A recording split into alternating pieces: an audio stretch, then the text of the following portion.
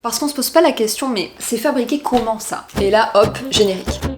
Et si je le colle à l'envers? Camif m'a mis un petit défi. On était au taquet. On est d'un schnorr, les gars. Une petite omelette aux orties prévue pour ce soir. Mais c'est un spot incroyable. On dirait de la pâte de fruits, mais vaut mieux pas le manger, je crois.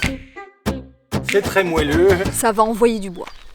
Je vous propose aujourd'hui d'enfiler nos lunettes de grand décrypteur pour comprendre un petit peu mieux comment on fabrique des meubles. Parce qu'on se rend pas forcément compte, les meubles, il y en a partout autour de nous, et pourtant, ils sont souvent fabriqués à l'autre bout du monde, dans des conditions qu'on connaît pas tellement. Ils sont responsables d'émanations toxiques partout autour de nous, dans nos intérieurs. Et puis bon, bien souvent, un déménagement, et puis pof, ça casse, il faut le changer, des meubles jetables quoi. Parce que croyez-moi, du greenwashing dans ce secteur du meuble, ça foisonne. Dans cette vidéo, je vous emmène pousser la porte de 3 usines qui fabriquent des meubles en France. On va voir comment on fabrique un canapé à la main, comment on fabrique des lits sur une chaîne de production industrielle et comment on confectionne du linge de lit. Vous connaissez mon adage, rien ne vaut la connaissance pour agir en conscience. Clairement, quand on comprend comment sont fabriquées les choses, quand on mesure en fait tout le temps qui va rentrer dans la fabrication, tous les différents matériaux dont on va avoir besoin,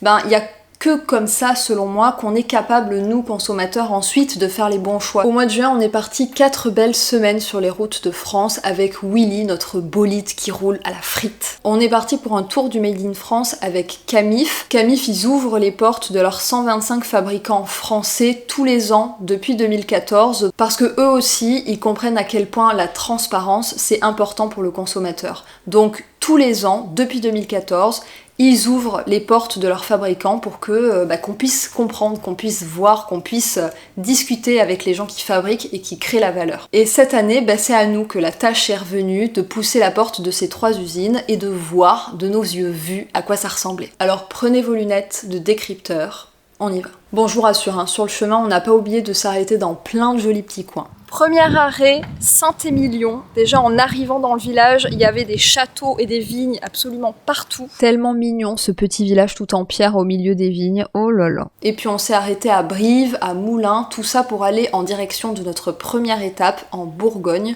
à Saint-Vallier. Donc lunettes de décryptage, première usine à visiter, on était au taquet. L'entreprise, nous sommes une PME, une quarantaine de collaborateurs, et nous fabriquons ici dans ce même établissement depuis plus de 20 ans maintenant. Et donc, que des canapés. Il y a un savoir-faire du canapé. Je confirme, il y a un savoir-faire. Bon, et alors, ça vous dit qu'on essaye de percer le mystère et qu'on essaye de comprendre comment on fabrique un canapé? Donc là, on est dans le début de la chaîne de production. C'est là qu'on fabrique ce qu'on appelle la caisse, c'est-à-dire en gros toute la structure du canapé. Et donc tout est fait à la main, en gros un petit peu comme on pourrait faire tout seul dans notre garage en assemblant des planches. Que c'est pas exactement comme ça. Pour fabriquer un canapé, il vous faut du pain massif français issu de forêts gérées durablement et des panneaux d'agglos. On vient ensuite tout assembler pour former une structure qui commence déjà à ressembler à un canapé. On rajoute les ressorts. Étape du moussage, on installe la mousse qui va venir apporter du moelleux dans le canapé. La mousse en fait qui est installée dans ces canapés qui sont fabriqués pour Camif, c'est une mousse qui est recyclée et recyclable à l'infini. C'est une mousse qui est fabriquée à partir d'anciens canapés, d'anciens matelas, pour reconstruire, retricoter du polymère derrière ça. C'est une innovation qui est française et on obtient une mousse toute neuve avec exactement les mêmes propriétés qu'une mousse conventionnelle. En tout cas, moi j'ai testé le moelleux, je peux vous dire, je valide. Preuve en est, nous sommes assis sur une mousse moelleux. recyclée. C'est très moelleux. Je confirme. Donc, Et cette mousse, on vient la coller sur le canapé. Regardez-moi cet air concentré. Ça, c'est la colle fabriquée en France, ça vient de Picardie, sans solvant. On dirait de la pâte de fruits, mais vaut mieux pas le manger, je crois. et la qualité d'un canapé également, c'est une réalité connue. C'est l'épaisseur de la mousse. Et c'est après la générosité du modèle, la longévité également. Vient ensuite l'étape de la housse du canapé. 2 couturières dans l'usine sont en charge de la confection et on vient ensuite la fixer à la structure à grands coups d'agrafe. Faites pas de bêtises, on filme tout. Ce tissu est en 100% polyester et il est fabriqué avec la récupération de bouteilles de plastique. Et pour ce canapé sur lequel nous sommes assis, il y a grosso modo 340 bouteilles. Bon il n'y a plus qu'à l'essayer.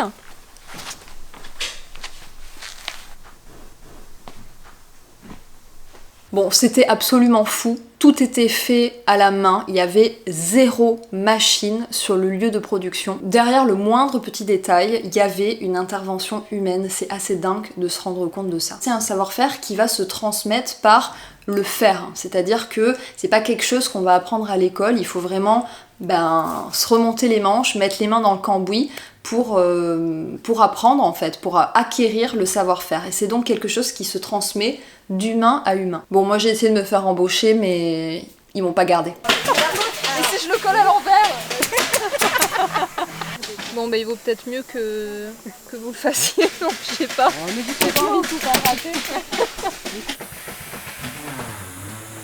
Pas trop, hein, voilà, c'est bon. C'est bon. Là j'ai appuyé un peu trop fort là. Ah. Non seulement c'est une entreprise qui va beaucoup valoriser le savoir-faire et le temps humain, mais en plus de ça, ils vont faire attention à valoriser les circuits courts. C'est 98% des matériaux qui viennent de France. Et encore, les 2% qui restent, c'est parce que le savoir-faire, il n'existe plus en France. Ce sont des matières premières françaises et globalement approvisionnées dans un rayon de moins de 300 km. Tout ce qui est panneaux de particules, OSB, contreplaqués, sont fabriqués à 250 km de l'entreprise. Le bois massif pour les barres à longueur sont fabriqués dans le Périgord. Les mousses recyclées et recyclables à l'infini, elles sont fabriquées dans l'Aube. La Watt, pareil, fabriquée dans l'Yonne. On était vraiment sur de super conditions de travail, avec une bonne ambiance. Je peux vous dire que quand vous vous asseyez, bon c'est pas ce canapé-là, mais quand vous vous asseyez sur un canapé pareil, vous le mesurez tout ça. Ça a été fabriqué dans de bonnes conditions. Je suis sûre qu'il y a, vous savez, une forme d'aura comme ça qui entoure l'objet. C'est sûr. Bon, c'était assez exceptionnel, vous l'avez vu, cette visite d'usine, franchement, mais de savoir qu'il y a des choses qui se font comme ça en France, aussi bien que ce soit du côté humain ou du côté du choix des matériaux, c'est vraiment fou, je trouve. Franchement, ça redonne espoir. Donc j'ai hâte qu'on arrive aux prochaines étapes de ce tour du Made in France. J'ai hâte de voir à quoi ça va ressembler. Mais enfin là, j'avoue que incroyable. Je voulais vous montrer aussi où est-ce qu'on va passer la nuit et certainement la journée de demain parce que bon, on a pas mal de travail à rattraper et puis le cadre, regardez. Willy est là, des chênes qui sont les pieds dans l'eau, comme ça. Un lac dans le Morvan, ce qu'on appelle le Morvan. C'est une magnifique forêt en Bourgogne. Et oh là là, mais qu'est-ce que c'est calme, mais qu'est-ce que c'est vert, qu'est-ce que c'est tranquille, mais c'est un spot incroyable. Je vous ai dit qu'on était partis tous les deux avec les minous, mais j'ai oublié des membres de la famille. Regardez-moi ça, on est partis avec nos 4 noyaux d'avocats, mais regardez comme ils se développent bien. Dites-moi dans les commentaires si vous trouvez qu'on est fou ou si vous auriez fait pareil. Je suis sûre qu'il y en a parmi vous qui n'auraient pas pu laisser les pauvres petits noyaux d'avocats tout seuls. C'est le soir, on vient de dépasser Vierzon. Je voulais vous montrer ce qu'on est en train de cuisiner. Regardez-moi ça, à l'intérieur de cette poêle, il y a des orties qu'on a récupérées parce que là on s'est garé en lisière de forêt, donc il y a des orties partout. Une petite omelette aux orties prévue pour ce soir, c'est parfait, c'est du local hein, puisqu'on est garé juste à côté. Un petit peu de sauvage, ça veut dire plein de minéraux à l'intérieur. Les orties c'est très bon pour la santé. Et puis on a repris la route vers notre deuxième étape, on était attendu en Vendée. Là, notre Willy a fait des siennes, des bruits de courroies qui grincent, en veux-tu, en voilà. On a eu peur de ne pas y arriver à cette étape numéro 2, mais on a fini par arriver. Nous voilà arrivés à destination pour la deuxième étape du tour du Made in France. On est en Vendée et on va aller visiter une usine, cette fois à échelle industrielle. Vous allez voir, ça va complètement changer puisque là on n'est plus dans le savoir-faire humain mais plutôt dans le savoir-faire de la machine. Donc c'est un site immense, je crois que ça fait 60 000 mètres carrés et c'est une usine qui fabrique des meubles pour Camif à nouveau et qui, comme d'habitude, le fait plutôt bien. L'équipe de Camif m'a mis un petit défi pendant cette visite d'usine, c'est de placer le plus d'expressions possible autour du bois, expressions, jeux de mots, bref, je ne sais pas comment je vais m'en sortir, mais voilà, pour que vous sachiez, que vous soyez pas surpris si je me mets à dire des trucs un peu bizarres. En tout cas, c'est sûr, ça va envoyer du bois. Parce que le bois, ils connaissent bien chez Gami. J'avais hâte d'y être parce qu'ils fabriquent des lits certifiés Origine France Garantie de A à Z. Aujourd'hui en France, on est les seuls qui créons fabriquons en maîtrisant l'entièreté de la chaîne de fabrication jusqu'à la mise sur le marché. Ouais, on est les seuls en France. Ça claque. Ça vous embûche un coin, non? De la fabrication des panneaux à partir de bois français jusqu'à la livraison du meuble terminé, tout se passe dans l'usine. Ils ont le contrôle total sur leur chaîne de production. Ça permet d'avoir le contrôle sur absolument toutes les étapes et donc d'être sûr à toutes les étapes que tout se déroule correctement. Et notamment la fabrication des panneaux d'agglo, étape clé dans la fabrication des meubles. Certains panneaux n'ont pas la même densité, pas le même poids. Nous, on est garant en fait de ce qu'on met dans nos panneaux, on est garant de la résistance. Ils fabriquent des panneaux depuis 1960, donc je peux vous dire qu'ils en connaissent quand même un rayon. Et justement, petit tips pour savoir si un meuble est de bonne qualité. Quand on est dans une enseigne et qu'on voit un produit, qu'on le pèse, on se rend compte que les produits n'ont pas forcément tous le même poids. Et ça, c'est aussi lié à la densité de bois que je vais avoir dans mes panneaux. On peut faire le choix d'avoir des panneaux plus ou moins légers, mais ça, c'est un lien direct avec la résistance du panneau. Là, de toute évidence, on est sur un panneau un petit peu léger. Et c'est en fait cette compétence de fabriquer soi-même qui leur permet d'incorporer de plus en plus de bois d'origine recyclée. 50% de rondins, qui sont tous issus du Grand Ouest, maxi 300 km.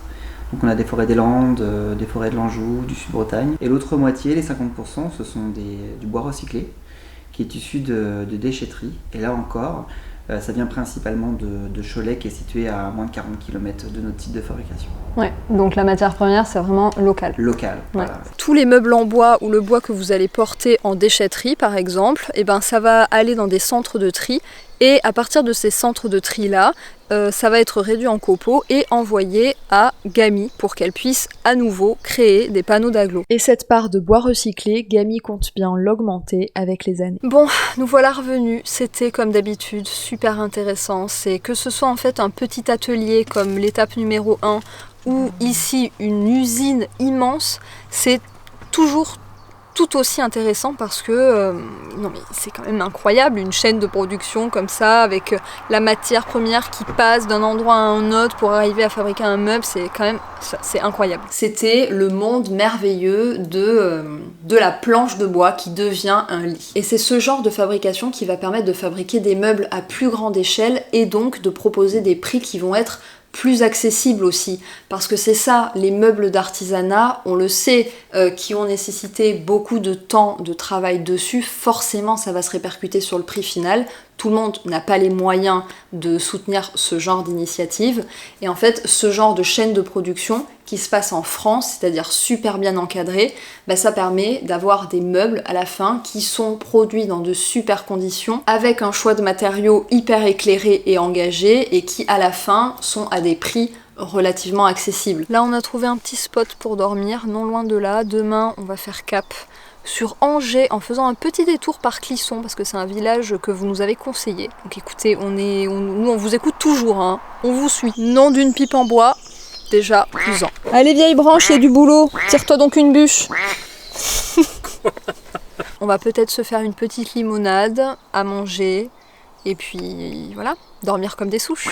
Bon, et puis là on est parti pour notre grande envolée vers le Grand Nord, vers la découverte des Hauts-de-France, région qu'on ne connaissait pas du tout, et quel coup de cœur. On a repris la route, on est passé par le petit village magnifique fortifié de Clisson, puis on a continué vers la magnifique Angers. On a découvert Amiens et le quartier Saint-Leu, on a découvert Arras. Incroyable. Bon, et puis fallait pas tarder parce qu'on était quand même attendu à l'étape numéro 3, à côté de Lille. On est d'Inche Nord les gars, ça y est. On vient d'arriver à Lille, c'est la première fois qu'on vient. Enfin non, il me semble que j'étais venue passer un oral d'école de commerce à l'époque, mais vite fait en coup de vent. Donc on a une sacrée ville à découvrir là, je pense. Donc on a du boulot aujourd'hui. Demain, on va visiter la 3e usine du tour du Made in France avec Camif. En plus, c'est une usine de textile. Ils font du linge de lit. Ça va être passionnant, hein, comme à chaque fois. Mais là, en plus, ça touche au textile, donc autant vous dire que je suis sur les starting blocks. Mais voilà, en attendant, on se promène. C'est tout le principe de ce tour du Made in France, c'est qu'on en profite pour visiter la France. Et franchement, on a fait de belles découvertes jusque-là. Bon, on vient d'arriver dans le centre, c'est pour ça qu'il y a du bruit. On s'était complètement planté en fait, on était garé assez loin finalement, on pensait être en plein milieu, mais pas du tout. Je vous avoue qu'on a eu un petit peu peur en arrivant à Lille. On s'est promené peut-être une demi-heure sans trouver le centre, donc on se demandait quel était l'intérêt, quel était cet engouement pour la ville de Lille. Vraiment, on trouvait quand même que ça avait beaucoup des airs de Paris. Vous me direz, tiens, dans les commentaires ce que vous en pensez. Et puis on est arrivé dans le vieux Lille, et on a compris. De la couleur, une ambiance, des gens partout, des dorures, enfin, incroyable. Mais allez, il est temps, redevenons sérieux, partons pour l'étape numéro 3. On va fabriquer du linge de lit. Et je triche parce que c'est pas le bon panneau, mais un panneau d'agglo quoi. On en a déjà parlé dans plusieurs vidéos sur cette chaîne, mais le nord de la France, c'est vraiment un pays de savoir-faire textile. Dans cette entreprise, ils fabriquent du linge de lit depuis, accrochez-vous, 1947, et c'est toujours une entreprise familiale puisque détenue par un descendant du fondateur en 1947. Là, on se trouve dans les ateliers Van der Schuten et on commence par la partie découpe, c'est-à-dire que là, autour de moi, il y a tous les tissus qui viennent d'un petit peu partout, majoritairement du lin et du coton. Là, en l'occurrence pour Camille, ça va être du coton bio. Et on commence par la partie découpe. Ce tissu que l'on vient découper, il est tissé et teint en France. Pour la découpe, tout se fait à la main avec calcul et précision, et des techniques manuelles comme celle du bâtonnage se transmettent de génération en génération. Laurent, qui travaille là, il me semble, depuis 30 ans, il y a son frère et sa femme qui travaillent dans cette entreprise aussi, ils y sont très attachés, et il me parlait de la difficulté de recruter des petits jeunes. Il disait, il n'y a que des petits vieux ici. Mon collègue qui va bientôt partir à la retraite, parce qu'il est en train de gros chariot. Il y a mon frère qui est au bout, qui a aussi 35 ans d'ancienneté. Ah ouais. Le premier, on a il doit avoir 42 ans d'ancienneté. Ici, c'est tous les petits vieux jeunes. Il faut ramener les petits jeunes. Qu'est-ce que vous faites? C'est un métier assez physique et c'est pas évident. On en a visité déjà pas mal des ateliers textiles, mais celui-là, il était vraiment particulier parce que, je sais pas, il y avait vraiment une chouette atmosphère. Et ce qui était vraiment bien, c'est que là-bas, les gens changent de poste, c'est-à-dire qu'ils sont capables de prendre n'importe quel poste. Donc si, je sais pas, ils en ont marre à un moment donné de faire un truc, ils peuvent échanger avec quelqu'un d'autre, ils ont la compétence de tout sur la chaîne de production. Et ça, c'est quand même pas mal parce que ça permet déjà de pas s'ennuyer et ça permet aussi de pas, vous savez, rester tous les jours, toute l'année sur les mêmes postures. En parlant de posture, ils ont aussi mis tout un tas de systèmes assez incroyables pour faciliter le travail des salariés et éviter qu'ils se blessent. Il y a par exemple cette incroyable machine qui vient prélever le tissu comme ça et qui vient l'amener au poste suivant. Ça, c'est pour éviter que les salariés aient apporté de trop grandes quantités de tissu toute la journée. Ça peut peser très vite lourd quand même quand on parle de linge de lit. Et donc à l'intérieur de l'usine, il y a une espèce de balai aérien comme ça, assez incroyable. Donc selon la production du jour, ça va changer la couleur de l'atelier selon si on produit du linge de lit bleu ou du linge de lit rose. Il va y avoir des draps roses ou bleus qui vont se balader comme ça dans les airs. Magnifique. Après la découpe, on passe sur la partie couture. Et là, la couture, elle est faite automatiquement pour une partie. Vous allez voir, ça rentre dans une grande machine. Ça, c'est pour aider, pour gagner du temps. Et qui dit gagner du temps, dit aussi réduire les coûts. Et puis ensuite, forcément, parce que la couture, ça se fait pas sans savoir-faire, y a des couturières qui arrivent après la machine pour faire tout ce qui est compliqué. Et ça reste quand même pas mal de travail. La couture automatique que fait la machine, ça ressemble à ça. Donc c'est quand même assez précis. Vous voyez, il y a l'ourlet et tout. C'est assez impressionnant. Et puis l'humain prend le relais sur la machine parce que son savoir-faire est finalement irremplaçable. Tout ce qui va rester le plus difficile à faire, on va dire, ce qui nécessite vraiment le savoir-faire. Ce sera une dame qui va le faire. Ouais. C'est forcément le savoir-faire du voilà. On peut pas vous remplacer. Non. Irremplaçable. Et ce qui est assez dingue, c'est que tout le monde ici a, 20 ans, 30 ans, 40 ans d'expérience dans leur métier, notamment en couture. C'est dingue, et en fait c'est des métiers qui ont du mal à se renouveler parce que y a pas les jeunes. Tout le savoir-faire repose dans ces mains d'or et faut pas le perdre, quoi. Il faut entre 12 et 18 mois pour former quelqu'un sur les techniques de base et qu'il ait la cadence nécessaire. Clairement, moi je méritais encore un petit peu d'entraînement. Attention tes doigts. La coordination pied-main, ça c'est pas encore acquis.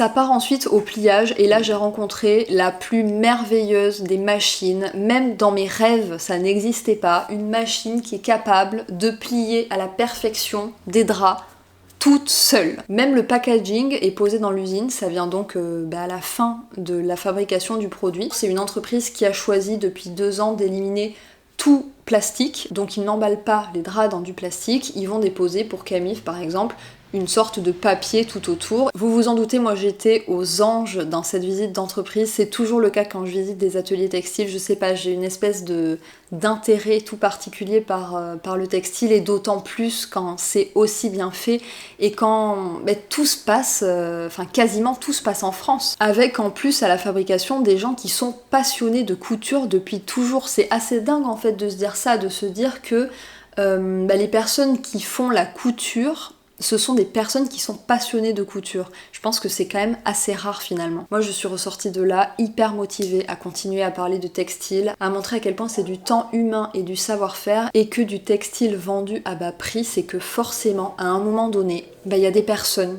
qui en payent le prix. Et puis on n'a pas voulu s'arrêter en si bon chemin. On a continué notre exploration des Hauts-de-France et on s'est rendu sur la côte d'Opale. Nous voilà sur la côte d'Opale. Et alors clairement, il y avait du vent. Mais c'est ce qui nous a permis d'assister à cet incroyable phénomène du sable qui danse sur la plage, qui s'échappe, qui s'enfuit, porté par le vent. Je n'avais jamais vu ça, c'était merveilleux. Puis on est descendu jusqu'à la baie de Loti. Oh oui, là-bas il y avait les petits phoques. Et on est allé découvrir l'incroyable baie de Somme. Et puis arrivé là, on s'est dit qu'il était temps de rentrer. 1 mois sur les routes, à rouler à l'huile de friture recyclée pour pousser la porte de 3 usines engagées de fabrication de meubles français. On était déjà bien contents, faut le dire, d'avoir mené à bien un road trip entier à l'huile de friture recyclée.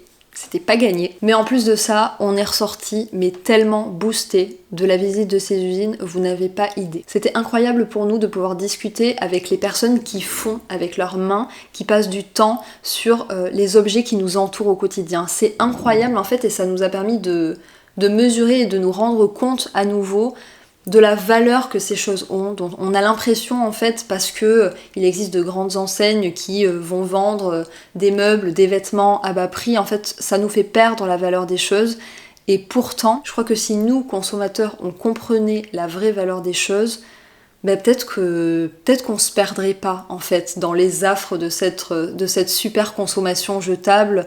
On saurait davantage s'orienter vers la qualité, on saurait davantage soutenir les entreprises qui le méritent. Et puis au final, en plus, c'est qu'un cercle vertueux parce qu'à partir du moment où on va être de plus en plus à soutenir des entreprises made in France qui font les choses bien, pas seulement pour les conditions de travail humaines, même si c'est évidemment la base de tout, mais qui en plus vont valoriser les circuits courts, l'emploi de matériaux éco-responsables, etc.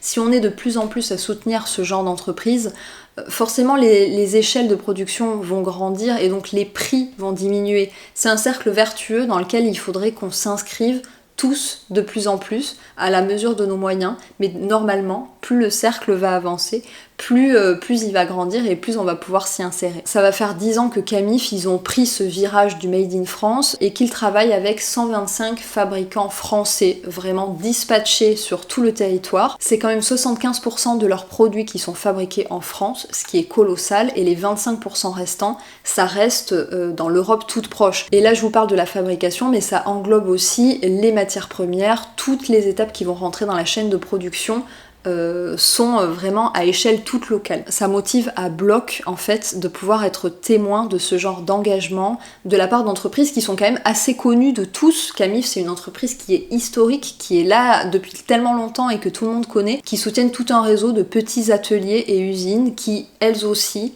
à leur échelle, essayent de faire les choses bien, de faire moins mais mieux, et qui se battent aussi pour conserver les savoir-faire. Ils ont calculé qu'un emploi chez Camif soutenait 9 emplois en France, donc c'est pour vous dire à quel point ils servent en fait de levier, de catalyseur à tout ce savoir-faire qui existe déjà sur notre territoire et qui ne demande qu'à être soutenu. J'espère que cette vidéo pourra servir à ce que vous mesuriez de nouveau la valeur des choses qui vous entourent et j'espère qu'à terme, on pourra tous s'inscrire dans ce cercle vertueux. Comme d'habitude, n'hésitez pas à liker la vidéo si elle vous a plu, n'hésitez pas à vous abonner à la chaîne si ce n'est pas encore fait et moi, en attendant une prochaine vidéo, je vous fais de gros bisous.